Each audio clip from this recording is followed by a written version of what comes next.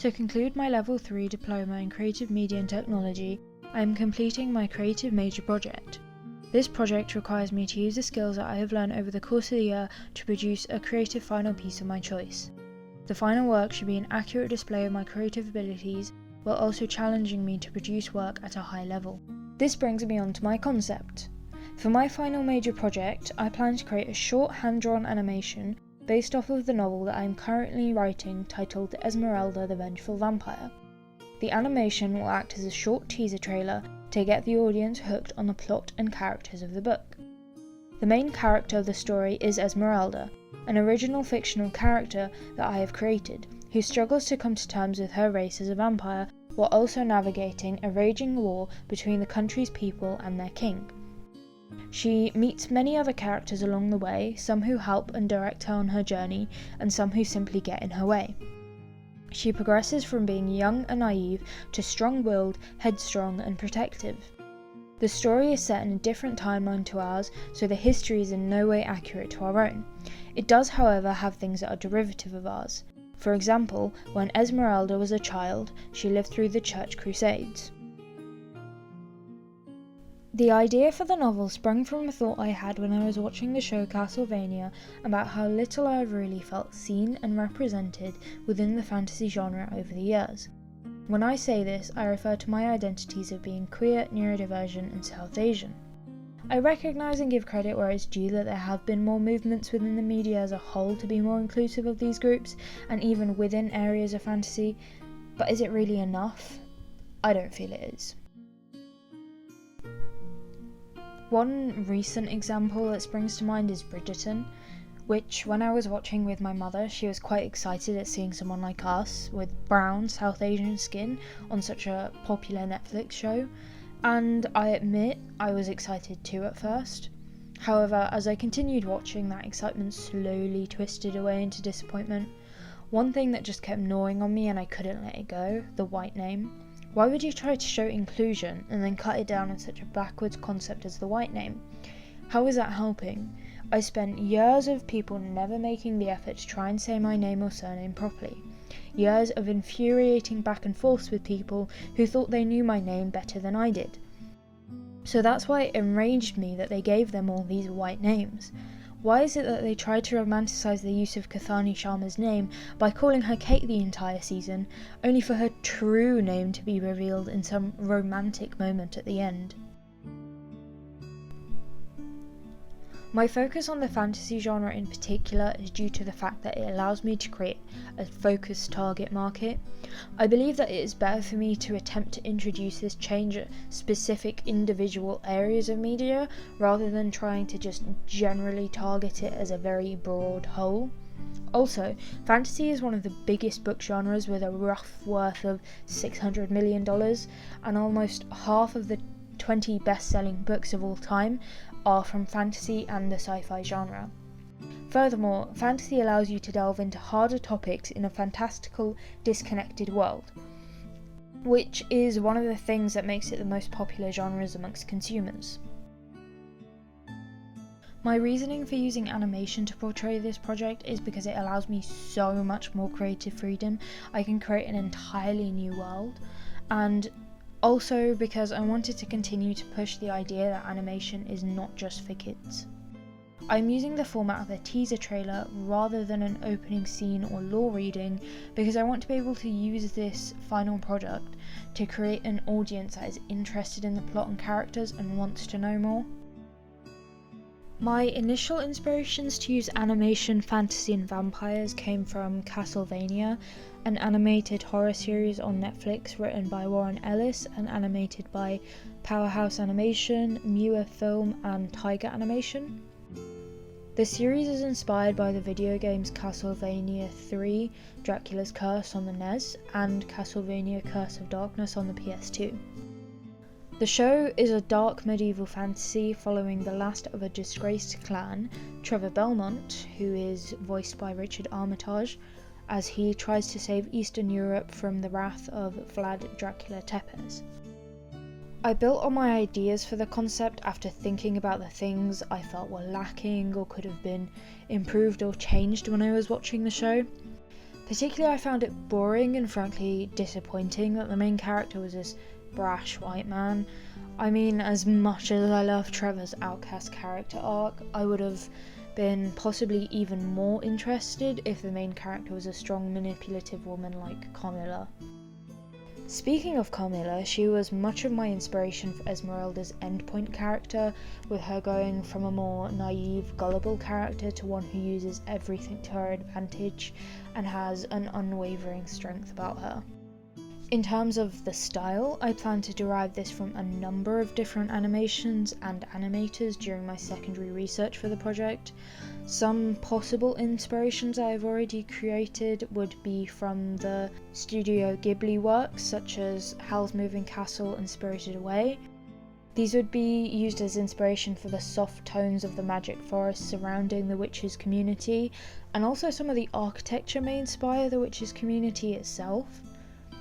For the style surrounding the king and church, I am leaning towards using inspiration from Art Nouveau architecture and the city of Zorn from the animation Arcane by Riot Games and Fortiche Studios. For character and world building, as well as the introduction of new creatures and magic systems, I will continue to derive from Castlevania, but will also use the Netflix show The Witcher. Having multiple points of inspiration for this will really help me to make the plot and world as individual and unique as I can, considering that fantasy is one of the genres that has the most amount of different work within it. Now, I've talked a lot about fantasy and my use of it, but what actually is fantasy? Well, when you type "what is the fantasy genre" into Google, you get the answer: fantasy is a genre of speculative fiction involving magical elements, typically set in a fictional universe and sometimes inspired by mythology and folklore. Its roots are in oral traditions, which then became fantasy literature and drama, which I think at least is a pretty good all-round description of the genre as a whole, but is also sacrificing some key points for long fancy words. I would personally say fantasy is a genre where the reader can escape into new fantastical worlds and experience the hardships and wonder of it alongside the main character. The writer has the freedom to explore real-world issues with the reader in an exaggerated and dramatized manner, which helps to educate the consumer. These worlds are often partly derived from old lore, myths, and even other fantasy works. According to a Writer's Edit article, there are 5 main conventions in fantasy, and these are a magic system, a well-developed setting, a cast of complex characters, a central conflict, and a power structure / system of government. The article states that it is vital to have a unique magic system, as this is what sets one apart from other genres and other fantasy works. They explain a magic system as elements of sorcery, witchcraft and enchantment, fantastical creatures, and the supernatural, advanced abilities or powers. Basically anything with no basis in real-world evidence or logic can be considered magic.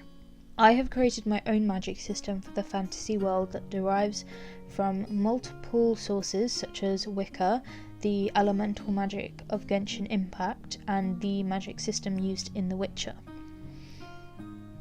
It includes different types of magic with different elements and levels, as well as lost magics. There are also different languages for these different types of magic that are used for spells and enchantments. The article also mentions that this system should play a key part in your fantasy, which I believe mine does. For one, the witches are a huge part of the first book and are key to Esmeralda unlocking her true potential. Furthermore, the art of prophecy reading is a forbidden art, banned by the most recent witch god Magadeus, who is also the only living being that can perform this magic. So when the king claims to have been given a prophecy, it brings the attention of the witch clan. The article mentions a very important point of your world being rich with culture and languages, to fully immerse your reader into it. They refer to Tolkien, who wrote The Hobbit and the Lord of the Rings series, which was later adapted to a film series. I have watched and read these works and agree that Tolkien's world building is so rich and immersive to a level that I aspire to get to. I have done quite a bit of world building so far in terms of the countries and different cultures, but of course there is always more to do. The vampires of Esmeralda's country are all brash, loud and boisterous and full entirely of men, as a pact was made many moons ago to not turn any women.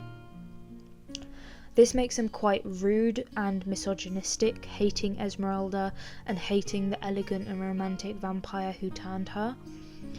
However, vampires in different areas of the world are much more agreeable and well kept, and over the story she comes to meet them. The article mentions a few questions that I will keep in mind as I work on the story and world. What does it look, sound and smell like? Consider things like landscape, climate, man-made structures and people's appearances. What are its people like? Are there distinct groups or classes? How does society operate? Who holds the power in your world? Where do your characters fit into the world? While the magic system, plot and setting will hook the reader, the characters are the reason they carry on reading. You need to create complex 3D characters that are relatable and most importantly flawed.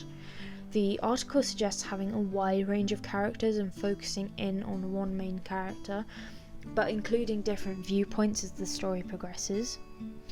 I found this to be a very useful piece of information, as I had initially thought it would be entirely following Esmeralda. However, I realise I do have many more interesting characters that I can also show the story of. I think I will start off solely with Esmeralda's journey to meeting the witches, and then slowly branch off into subplots such as Esmeralda's history, the child's dreams, and the king. A central conflict is important to drive the plot together and bring the characters together. One should be careful not to add conflict unnecessarily though, and try to instead explore conflict organically so it seems natural and needed. The article mentions 3 different levels of conflict that you should have in your fantasy, which I believe I have managed to include. Inner conflict experienced by your characters. Esmeralda is struggling with what she is and who she is. The child is struggling to control their emotions and by extension their powers. Sarah is struggling with her hope. Regent is struggling with power and greed. Small scale conflict, which is experienced between your characters. Esmeralda and Cassian have this on and off relationships of sorts, where they like each other but he doesn't want to be turned into a vampire and she can't take another one of her lovers dying. For context, her first love, the vampire who turned her, sacrificed / sort of killed himself, and her second love, a cunning barmaid who ran away with her, died of old age because Esmeralda valued her choice and her choice was to reject eternity. Large-scale conflict in which your characters are up against a powerful external force. The king and the church is this force. They are plaguing the lands, rampaging and killing all in their path on the hunt for this prophesied child, and Esmeralda as well as the witches and Cassian and Regent sort of come together to help her to overthrow this. The article suggests having a power structure within your fantasy, as this can give your protagonist something to fight against. You could have a world with complete anarchy, however, this chaos could be hard to control and mould into a distinct story. Power structures typically consist of one main ruler, such as a king or a queen, and use a hierarchy system that filters down from the well-off to the poor. The pyramid hierarchy system is a good example to use when creating this system of government. My system has the king at the top and then the church. While this suggests that the king has more power than the church, it's actually misleading and shows the hierarchy in the way it is perceived and not in the way it actually is. In reality, the church has more power over the country and has their clutches deeply rooted into the monarchy. While the king can do as he wants, the church is the one with the ultimate decision.